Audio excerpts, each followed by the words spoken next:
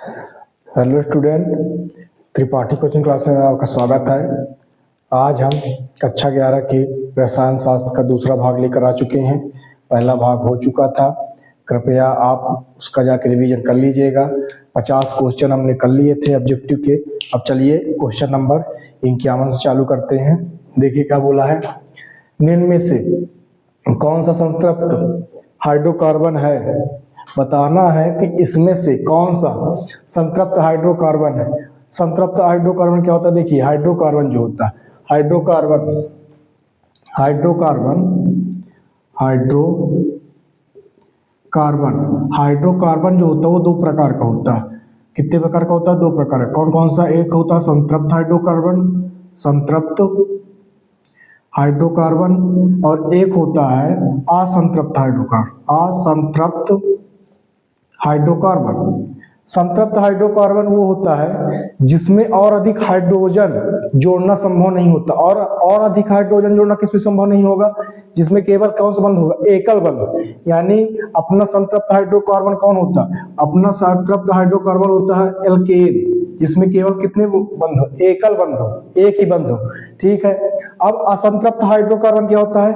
जिसमें और अधिक हाइड्रोजन जोड़ना क्या हो? संभव हो। यानी दो डबल बॉन्ड होगा कि ट्रिपल बॉन्ड, यानी द्वितीय बंध हो सकता है, त्रिबंध। जब उसके पाई बंध जब टूटेंगे तो उसमें जाके हाइड्रोजन लगेगा। तो यानी संतृप्त हाइड्रोकार्बन कौन होता है? जिसमें और अधिक हाइड्रोजन जोड़ना संभव न हो। और उस कौन सा हाइड्रोजन, मतलब जब हाइड्रोजन नहीं जोड़ेंगे तो कौन सा उसमें बंध होगा? एकल बंध होगा, तो एल्केन होगा। लेकिन असंतृप्त हाइड्रोकार्बन में और अधिक हाइड्रोजन जोड़ना संभव है। तो और अधिक हाइड्रोजन जोड़ना संभव किसमें होता है? एल्कीन और एल्काइन में। अगर एल्कीन और एल्काइन के बंध तोड़े जाएंगे तो उसमें और अधिक जाके क्या हाइड्रोजन लग जाएगी। तो असंतृप्त हाइड्रोकार्बन कौन होती है? एल्कीन होती है और एल्काइन होती है। कौन होती है? एल्काइन। ठीक है ना। एल्कीन और एल्काइन।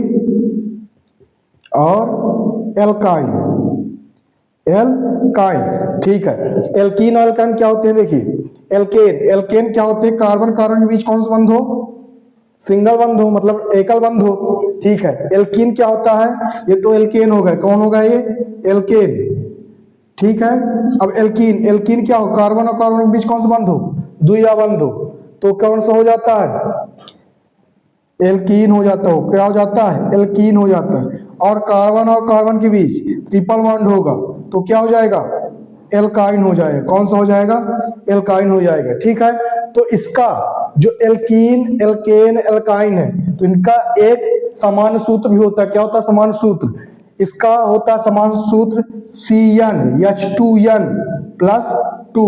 इसका होता है CnH2n और इसका होता है CnH2n माइनस 2।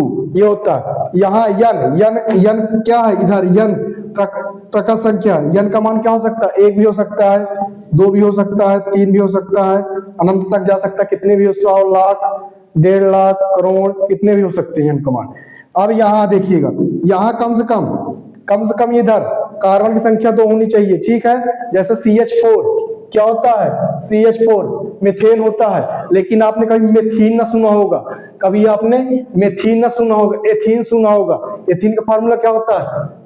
C2, यहां पास रखिए फार्मूले 224, तो C2H4 होता है। ठीक है ना। ये होता है एथीन होता है। कम से कम एथीन में कितने कार्बन होना चाहिए? मतलब कम से कम एल्कीन में कितने कार्बन होना चाहिए? कम से कम 2 कार्बन होना चाहिए। ठीक है ना। तो इसका मान कहां चालू हो जाएगा? 2 से। तो 2, 3, 4 ऐसे डैश करते 1000 लाख करोड़ कितने भी। और इसका भी मान 2, जब 2 कार्बन ही होंगे तभी एल्काइन बनेगा। ठीक है ना। तो इसका भी अनंत तक। ठीक है। तो ये इसका होता समान सूत्र। अगर आप यहाँ 1 रखेंगे तो क्या आएगा? CH4 आ जाएगा। 2 रखेंगे तो C2H6 आ जाएगा। 3 यन की जगह रखेंगे तो C3H8 आ जाएगा। ठीक है। अब इधर 2 से चालू होगा, तो अगर 2 इधर रखेंगे तो C2H4 हो जाएगा। 3 रखेंगे तो C3H6 हो जाएगा। 4 रखेंगे तो अगर 4 रखेंगे C4H8 हो जाएगा। ऐसे अब इधर अगर 2 रखेंगे तो C2H2 हो जाएगा। क्यों? C2 रखिए 2, 2 2 4 -2 तो C2H2। 3 रखेंगे तो C3H4 हो जाएगा, 3 रखेंगे तो क्या हो जाएगा, C3H4 हो जाएगा। C4 रखेंगे तो कितना हो जाएगा, C4H6 हो जाएगा। तो ऐसे चलता रहेगा। तो C4H6 क्या है अपना, क्या है, ब्यूटाइन है, ब्यूटाइन है। तो उसी तरह संधि विच्छेद करके देख लेंगे। ठीक है, तो ये क्या होते हैं, ये होते हैं इसका समान सूत्र। अगर एल्केन पता करना तो समान सूत्र पता कर लीजिए, एल्कीन पता करना समान सूत्र से, एल्कानी पता करना तो समान सूत्र। ये इनके क्या होते हैं, समान सूत्र। तो चलिए ठीक है, निम्न में से कौन सा संतृप्त हाइड्रोकार्बन, संतृप्त कौन सा है, एल्केन। तो देखिए एथीन, एथीन भी नहीं है, एथीन असंतृप्त है। एथाइन भी असंतृप्त है। एथेन, एथेन क्या है अपना, संतृप्त है। और बेंजीन भी क्या है, असंतृप्त है। क्यों, बेंजीन का स्ट्रक्चर कुछ ऐसे होता है, बेंजीन का स्ट्रक्चर कुछ ऐसे होता है, देखिए डबल बॉन्ड है ना, डबल बॉन्ड, तो असंतृप्त में आ जाएगा। ठीक है, चलिए क्वेश्चन नंबर दूसरे देखिए, एल्केन का समान सूत्र क्या है, एल्केन बताना है। ये किसका है, ये किसका है, एल्काइन का है, सॉरी ये किसका है, एल्कीन का है। ये किसका, एल्काइन का है, या किसका, एल्केन का है। तो ऑप्शन नंबर सी ये लिखा है, ये लिखे हैं सबके। ठीक है, चलिए क्वेश्चन नंबर 53 देखिए क्या बोल रहा है, एथीन किस श्रेणी का हाइड्रोकार्बन है, एल्केन, एल्कीन, एल्काइन, एरोमेटिक। तो ठीक है, हाइड्रोकार्बन पूछा है। ठीक है, तो एल्केन, एल्कीन, एल्काइन और aromatic. Ethene, ethene, ethene, ethene आ गया। ये क्या है, एल्कीन, एल्कीन का है कि नहीं है, एथीन। एथीन क्या होता है, C2H4, C2H4 ये जो था एथीन। तो कि कौन से किसका है, एल्काइन का है कि नहीं है, एथीन, एल्काइन। एथ प्लस इन, जिसमें इन आएगा तो क्या होगा, एल्केन होगा। जिसमें आइन आएगा वो एल्काइन होगा, जिसमें एन आएगा वो एल्केन होगा। तो ठीक है, तो किसका है ये, एथीन किसका है, एल्कीन का है। तो कहां है, ऑप्शन नंबर बी हो जाएगा। एल्कीन में किस प्रकार का बंध होता है, एल्कीन में किस प्रकार का बंध होता है, देखिए एल्कीन में किस प्रकार का बंध होता है, द्विबंध होता है ना। तो देखिए एल्कीन में किस प्रकार का बंध होता है, द्विअवंध होता है। किस प्रकार का बंध होता है, द्विअवंध होता है। ये देखिए दो बंध बने हैं ना, तो दो अवंध होता है। एथाइन पूछता तो त्रिअवंध होता है। ठीक है, और एल्केन में पूछता तो एकल बंध होता है। चलिए क्वेश्चन नंबर 55 देखिए, एथाइन का समान नाम है। अब देखिए सबके कुछ समान नाम होते हैं, उसको आपको याद ही करना पड़ेगा। देखिए जैसे क्या दिया, एथिलीन, एथिलीन जो होता है, एथिलीन। चलिए एथाइन का पूछा तो एसिटिलीन होता है उसका। लेकिन देखिए इधर देखिए, इसको हटा दे रहा हूं।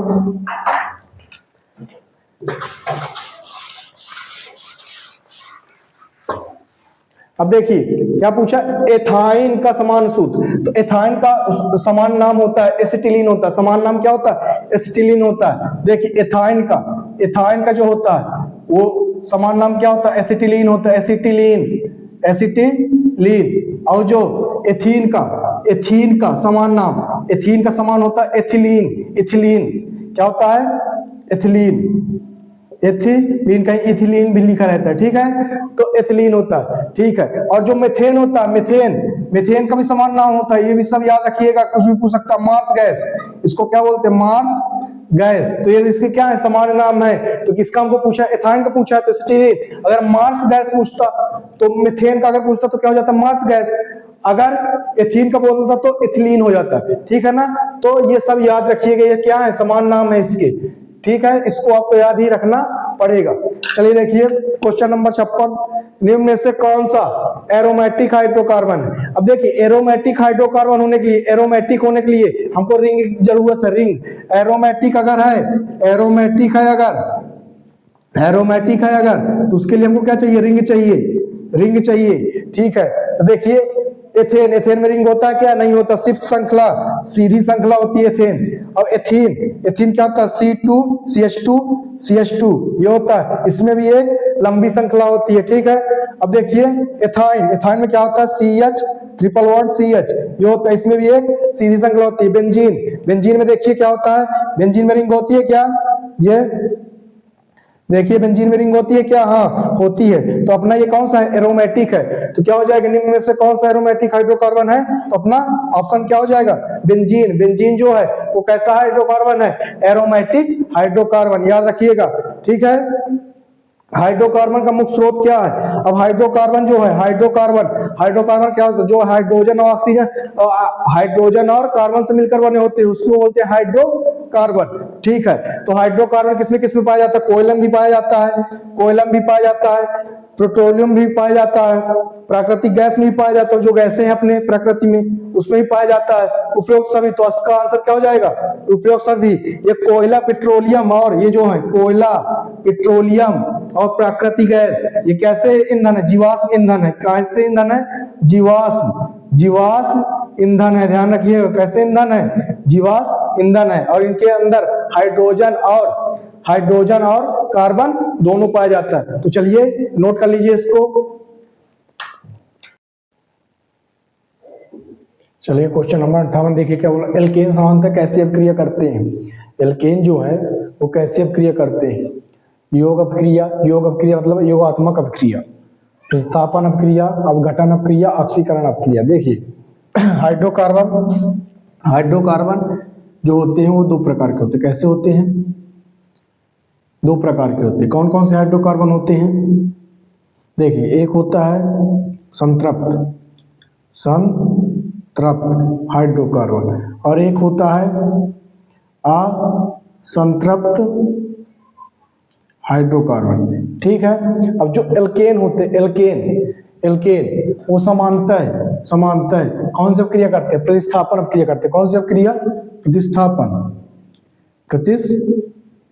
अभिक्रिया करते हैं। प्रतिस्थापन अभिक्रिया करते हैं। कौन सी अभिक्रिया? प्रतिस्थापन अभिक्रिया। और जो असंतृप्त है वो समानतः कौन सी करते हैं? योगात्मक अभिक्रिया, जो योग अभिक्रिया है, योगात्मक अभिक्रिया। कौन सी अभिक्रिया? योगात्मक अभिक्रिया। कौन सी अभिक्रिया? योगात्मक अभिक्रिया। अब असंतृप्त में कौन कौन आता है? एल्कीन और एल्काइन। और संतृप्त में कौन आता है? एल्केन आता है। ठीक है। तो प्रतिस्थापन अभिक्रिया कैसे होती है? देखिए, कोई भी एल्केन ले लीजिए, सभी के बीच का कार्बन के बीच कौन सा बॉन्ड होना चाहिए? सिंगल बॉन्ड होना चाहिए। ठीक है ना। तो होते हैं एल्केन। तो कोई भी ले लीजिए, मान लीजिए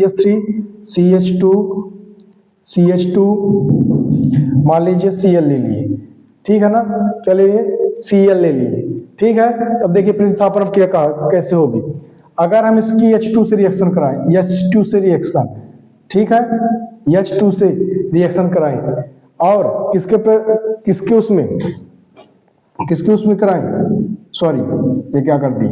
CH2CH3, ये हो गया एल्केन। अगर हम Cl2 की रिएक्शन कराएं, किसकी उपस्थिति में? सूर्य के प्रकाश की उपस्थिति में।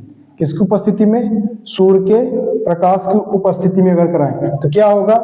एक H इधर से जाएगा और Cl लेके रवाना, एक Cl। तो यह Cl बाहर। अब एक जो H निकला है, अब जो एक H निकला है, क्या निकला? एक H जो निकला है उसके स्थान पर कौन जाके लग जाएगा? जो एक H निकला है, CH3 CH2 अब जो यहाँ से एक H यहाँ से निकला है तो CH2 बन गया। अब जो एक H निकला उसके स्थान पर क्या जाएगा? एक Cl आ जाएगा, तो Cl लग जाएगा। ये प्रतिस्थापित हो गए। इसके साथ एक Cl यहाँ से और एक यहाँ से क्या Cl बना लिए, एक Cl बचा था तो यहाँ आकर क्या हो गया? जुड़ गया। तो ये कौन सी? प्रतिस्थापन। अब देखिए योगात्मक अभिक्रिया कौन करते हैं? एल्कीन और एल्काइन, योगात्मक अभिक्रिया। तो देखिए इसी तरह एल्कीन ले लीजिए, CH2 मान ले लीजिए। ठीक है, CH2 ले लिए। अब इसकी अभिक्रिया कराइए H2 से, लेकिन अब कौन से पे रख लेंगे? Nickel platinum. तो इसकी या तो आप लीजिए निकेल, या तो प्लेटिनम, या तो प्लेटिनम ले लीजिए। ठीक है। तो यहाँ से क्या होगा? यहाँ से एक बॉन्ड टूटेगा, फ्री होंगे, एक हाइड्रोजन इसके पास चली जाएगी, एक हाइड्रोजन इसके पास चली जाएगी। तो क्या बन जाएगा? CH3। तो ये क्या होगा? योगात्मक मतलब हाइड्रोजन जगह क्या हुआ? जुड़ा है। और इधर क्या थी? प्रतिस्थापन, यानी हाइड्रोजन क्या हुआ? प्रतिस्थापित हुआ है। ठीक है ना। ये अगर मान लीजिए यहाँ इसी तरह इसका, ये तो किसका था? एल्कीन का था।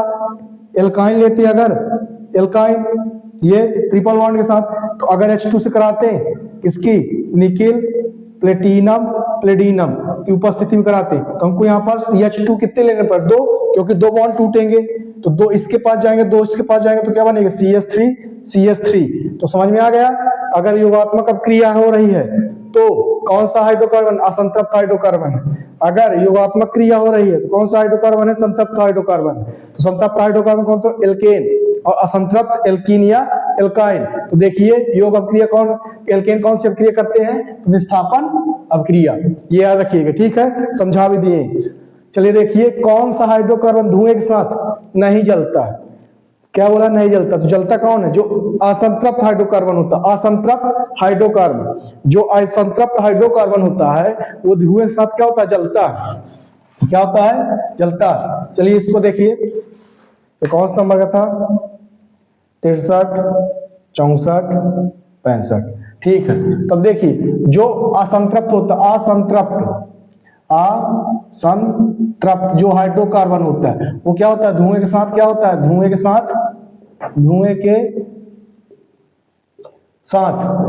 साथ जलता है, क्या होता है, असंतृप्त हाइड्रोकार्बन जो धुएं के साथ क्या होता है, जलता है, क्या होता है, जलता है। और जो संतृप्त हाइड्रोकार्बन होता है, संतृप्त हाइड्रोकार्बन, इसमें असंतृप्त का मतलब एल्कीन और एल्काइन, और असंतृप्त हाइड्रोकार्बन मतलब एल्केन, ठीक है ना। तो धुएं के साथ क्या होता है, नहीं जलता, धुएं के साथ ये याद रखिएगा, धुएं के साथ नहीं जलता है।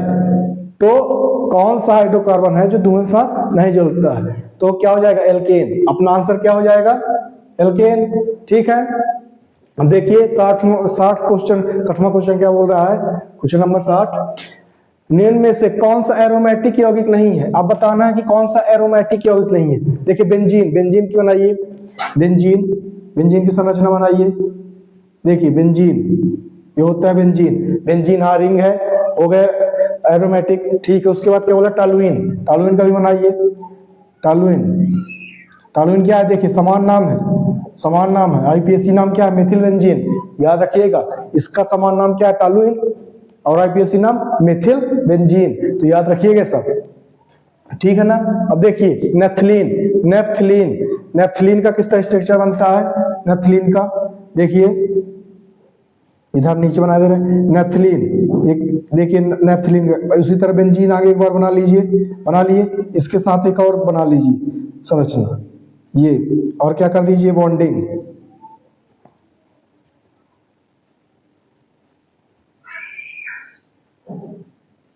ये हो गई, ठीक है ना। तो बॉन्डिंग कर दीजिए ये और ये अपना क्या बन गया, नेफ्थलीन, ये क्या है, बेंजीन है अपना, बेंजीन, ये क्या है अपना, टॉलुइन है, ये क्या है अपना, नेफ्थलीन, ठीक है ना। तो ये सब संरचना होती है, देखिए रिंग बन रही है ना, तीनों होंगी। और कौन सा बोला चौथा, एथीन, सीधे आ गई एथीन, ये तो नहीं हो सकती ना, ये तो एरोमेटिक नहीं है, बाकी तीनों क्या है, एरोमेटिक है। तो क्या पूछा, निम्न में से कौन सा एरोमेटिक यौगिक नहीं है, तो ऑप्शन नंबर कौन सा हो जाएगा, डी, देखिए नहीं है बोला है, ठीक है ना। चलिए देखिए क्या बोल रहा है, 1000 ग्राम, सॉरी ऊपर 61 नंबर, 1 डेसीमीटर क्यूब खाली स्थान सेंटीमीटर क्यूब के बराबर होता है, ये सीधे याद रखिएगा, 1000 सेंटीमीटर क्यूब के बराबर, ठीक है ना। चौथा देखिए 62 क्वेश्चन, देखिए क्या बोल रहा है, 62 नंबर क्वेश्चन बोल रहा है, 1000 ग्राम विलायक में उपस्थित विलेय के ग्राम अणुओं की संख्या खाली उसकी खाली स्थान कहलाती है। अब देखिए 1000 ग्राम विलायक में उपस्थित विलेय के ग्राम अणुओं की संख्या, चाहे विलेय के ग्राम अणुओं की संख्या बोले, चाहे विलेय के मोलों की संख्या वाले, एक ही बात है, ग्राम अणुओं की संख्या चाहे बोले, चाहे मोलों की संख्या बोले, एक ही बात है, ठीक है। अब इधर आइए, 1000 ग्राम को क्या लिखा जा सकता है, 1 केजी लिखा जा सकता है कि नहीं लिखा जा सकता, तो यहाँ या तो 1000 ग्राम होगा या तो 1 केजी होगा, ठीक है। अब विलायक आ गया, विलायक ध्यान से सुनिएगा, यहाँ पास अपने पास क्या आ गई, विलायक हमेशा सिर्फ एक चीज में आता है, किसमें आता है, मूललता में, किसमें आता है, मूललता में, बाकी किसी में नहीं आता, सिर्फ मूललता में विलायक होता है, ठीक है ना। तो केजी से भी देख लीजिए सीधे मूललता, तो कौन सा हो जाएगा, मूललता, अगर केजी बोल रहा तो मूललता, और उसके साथ क्या हो, मूललता में क्या जा रहा है, विलायक होता है और केजी या ग्राम होता है, ठीक है ना। अब मूललता जो होता है, मूललता में रहता है लीटर या मिलीलीटर, जैसे 1000 मिलीलीटर लिख देगा तो ये किसके 1 लीटर के बराबर होता है, ठीक है, 1 लीटर के बराबर होता है। और साथ में क्या दिया रहेगा, देखिए अगर आपसे बोले तो 1000 मिलीलीटर, इधर विलायक है ना, लिखा रहता है बिलियन, क्या लिखा रहता है, विलायक की जगह क्या लिखा रहता है, बिलियन, याद रखिए क्या लिखा रहता है, बिलियन। तो 1 लीटर बोलेगा या 1000 मिलीलीटर बिलियन में उपस्थित विलेय के ग्राम अणुओं की संख्या उसकी इकाई स्थान कहलाती है। क्या बोल हो जाता है, उसमें मोलरता हो जाता है, क्या हो जाता है, मोलरता, मोलरता, मोलरता, मोलारेता, ठीक है। इसकी इकाई क्या होती है, मोलर होती है, मोलर इकाई क्या होती है, हिंदी से लिखे दे रहे हैं, इकाई इसकी क्या होती है, मोलर, मोलर होती है, कैपिटल यम, ठीक है ना। अब ये देखिए अगर ये है कुछ ऐसा केजी में, तो ये क्या होता है, और इसमें क्या रहता है, बिलियन रहता है, क्या रहता है, बिलियन, क्या रहता है इसमें, बिलियन रहता है, और इसमें क्या रहता है, विलायक रहता है, क्या रहता है, विलायक रहता है, इसमें बिलियन रहता है और इसमें विलायक रहता है। अगर बिलियन दिया है तो मोलरता होगा, और उसमें क्या दिया रहेगा, लीटर और या मिलीलीटर। अगर विलायक है केजी में है या तो ग्राम में है, तो वहां क्या होगा, मोललता, मोललता, इसकी इकाई क्या होती है, ये क्या है, मोललता, मोललता, मोललता, डाउट मत आने दीजिएगा, ठीक है ना।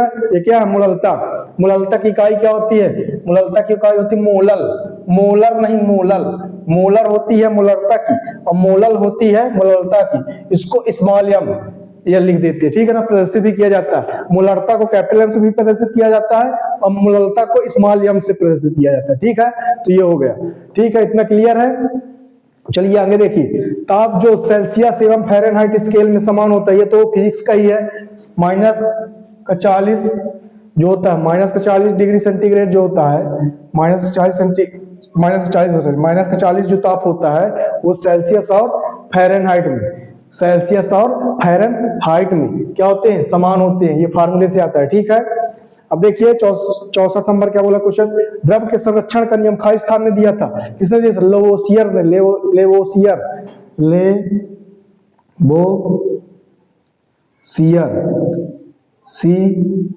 यह लिखा रहता है कहीं कहीं ले वो जियर, जियर भी लिखा रहता है, ठीक है ना। तो दोनों सही है, कुछ भी लिख दीजिए, ठीक है।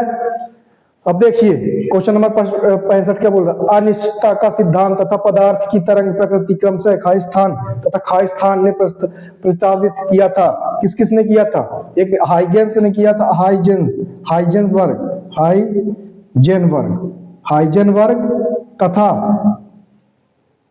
तथा डी ब्रॉगली, देव लिखा रहता है, दे ब्रॉगली वैज्ञानिक का नाम है ही।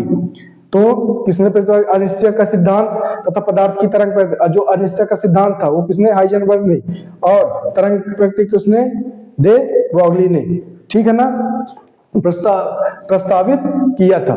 तो ये चलिए नोट कर लीजिए, और मोललता और मोलरता में डाउट मत आने दीजिएगा, ठीक है, तो नोट कर लीजिए सब।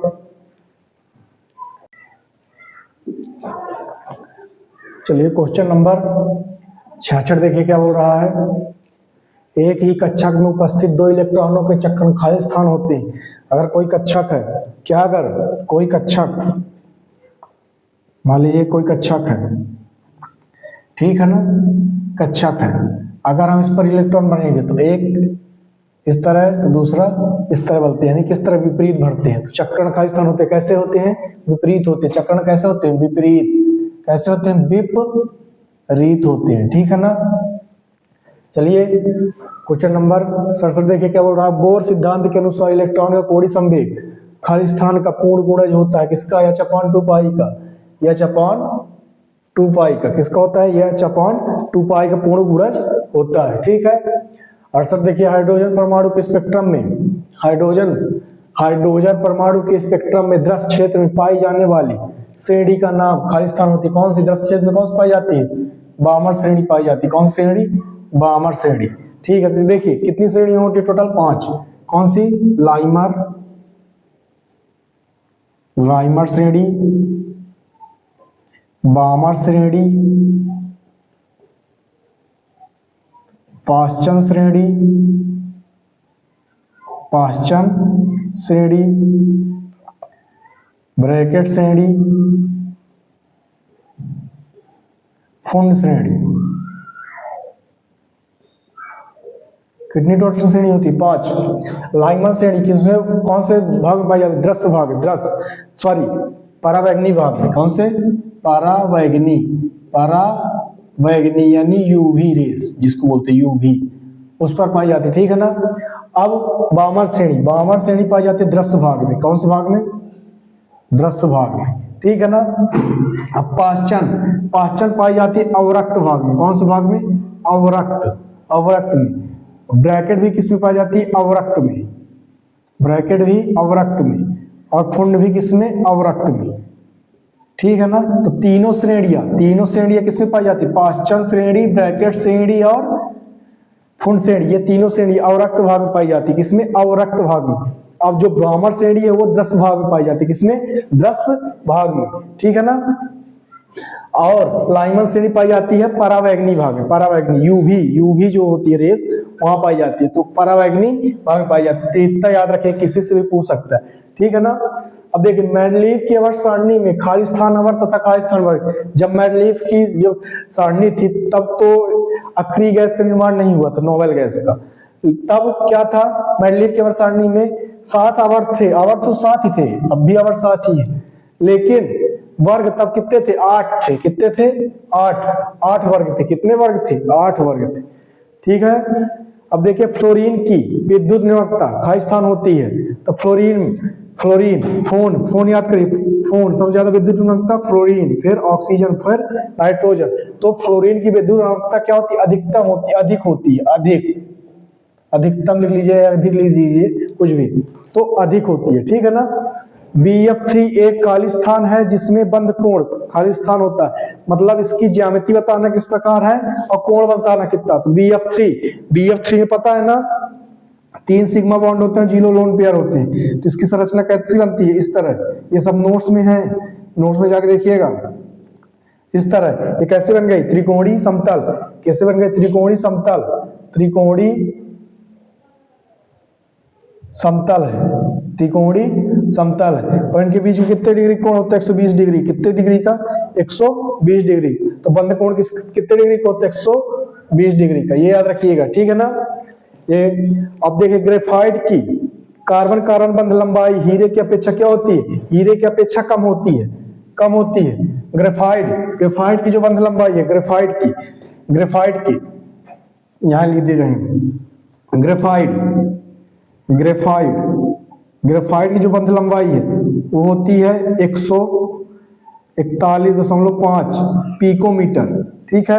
और जो हीरे की बंध लंबाई होती है वो होती है 154 पिकोमीटर, ये याद रखिएगा। ग्रेफाइट की कितनी होती है? 141.5 पिकोमीटर, और हीरे की होती है 154 पिकोमीटर। तो क्या होती है? देखिए किसकी अधिक है? हीरे की अधिक है, और ग्रेफाइट की क्या है? कम है। तो ग्रेफाइट की सीसी बंध लंबाई हीरे की अपेक्षा क्या होती है? कम होती है, ठीक है।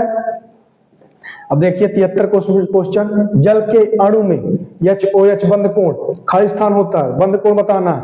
तो कैसे होता है? देखिए ऑक्सीजन, एक हाइड्रोजन इधर, एक हाइड्रोजन इधर, ये इधर लोन पेयर और ये इधर लोन पेयर, इससे कुछ स्ट्रक्चर होता है। इनके बीच का कोण कितना होता है? 104 डिग्री 5 मिनट। कितना होता है? 104 डिग्री 5 मिनट। तो क्या हो जाएगा आंसर? 104 डिग्री 5 मिनट, .5 मिनट, ठीक है। 104.5 मिनट, ये 104.5 मिनट, ठीक है। अब देखिए इसको अच्छे से लिख दे रहे हैं, 104.5 मिनट, ये डिग्री में कर दीजिएगा, ये ठीक है। अब देखिए आंतरिक ऊर्जा तथा एंट्रोपी खाली स्थान पर फलन है। कौन से? अवस्था फलन है। कौन से फलन है? अवस्था फलन है। कौन सा फलन? अवस्था फलन है। कौन सा फलन है? अवस्था फलन। उत्क्रमणीय प्रक्रम में कार्य खाली स्थान होता है, जो उत्क्रमणीय अनुक्रमणीय में कम होता है, लेकिन उत्क्रमणीय प्रक्रम जो होता है, जो जब उत्क्रमणीय प्रक्रम होता है वो उसमें अपना आकार कौन सा होता है? अधिकतम होता है। कैसा होता है? अधिकतम होता है। कैसा होता है? अधिकतम होता है, ठीक है ना। तो इसको भी नोट कर लीजिए। चलिए क्वेश्चन नंबर 76 देखिए क्या बोल रहा है। ऊर्जा संरक्षण का नियम ऊष्मागतिकी का खाली स्थान नियम कौन सा नियम है? प्रथम नियम है। कौन सा? प्रथम नियम। ठीक है, देखिए क्वेश्चन नंबर 77 क्या बोल रहा है, एंट्रोपी की इकाई खाली स्थान होती है, क्या होती है, जूल प्रति केल्विन। क्या होती है, जूल प्रति केल्विन। अब देखिए मोलर एंट्रोपी अगर बोलता, molar entropy, molar entropy, molar entropy की इकाई होती है जूल प्रति केल्विन इंटू मोल। ठीक है ना। और एंट्रोपी की होती है, एंट्रोपी, एंट्रोपी की होती है जूल प्रति केल्विन। अगर ये ऊपर जाएगा तो क्या हो जाएगा, केल्विन इनवर्स, मोल इनवर्स। ठीक है ना। तो घुमा किसी भी तरह पूछ सकता है, तो याद रखिएगा। इलेक्ट्रॉन युग्म प्रदान करने वाले को खाली स्थान कहते हैं, जो इलेक्ट्रॉन युग्म प्रदान करते हैं, मतलब दान करते हैं। देखिए इलेक्ट्रॉन युग्म कौन दान करता है, जैसे NH3 है, ये है, इसके पास इलेक्ट्रॉन अगर ये दान करता है तो क्या कहलाते हैं, लुईस क्षार कहलाते हैं। क्या कहलाते हैं, लुईस क्षार। तो क्या कहलाते हैं, लुईस क्षार। क्या कहलाते हैं, लुईस क्षार कहलाते हैं। यदि Kp का मान Kc से कम होता है तो डेल n का मान खाली स्थान होता है। डेल n का मान क्या होता है, ऋणात्मक होता है। क्या होता है, ऋणात्मक होता है। क्या होता है, ऋणात्मक होता है। अगर Kp का मान Kc से कम है, Kp का मान Kc से क्या है, कम, तो उसका मान क्या होता है, ऋणात्मक होता है।